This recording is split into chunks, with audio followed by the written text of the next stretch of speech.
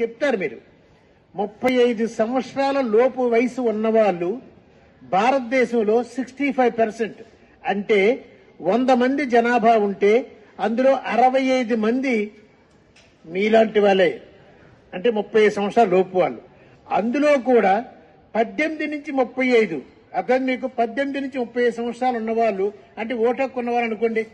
Vote హక్కు ఉన్న యువకులు ఎంతమంది అంటే సుమారుగా 50%. అంటే 100 మంది ఉంటే 50 మంది వాళ్ళే.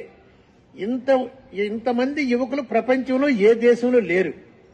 అయితే యువకులు ఎందుకంటే ఉత్పత్తి చేసేవాళ్ళు, యువకుల వల్లే ఎక్కువ ప్రొడక్టివ్ ఉంటుంది.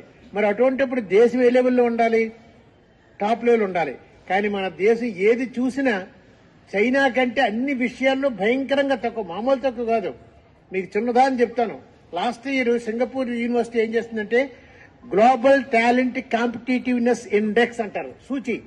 దాన్ని ప్రకటిస్తే 134 దేశాలు ప్రకటిస్తే మన ర్యాంక్ ఎంతో తెలుసా? 103వ ర్యాంకు. చైనాది 40వ ర్యాంకు. అంటే మనం ఎంత వెనకబాటునో ఆలోచించండి.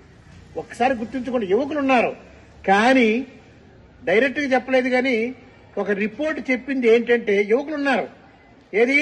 ఇండియా స్కిల్ ఇండెక్స్ అని ఉంది. ఆ ఇండియా స్కిల్ ఇండెక్స్ లో చెప్పింది ఏంటంటే యువకులు నిజమే ఉన్నారు కానీ 51% యువకులు పనికిరాని వాళ్ళట. పనికిరాని వాళ్ళు, అర్థం చేసుకోండి.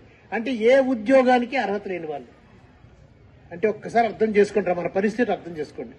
ఎందుకు చెప్తానికి కాదు మీకు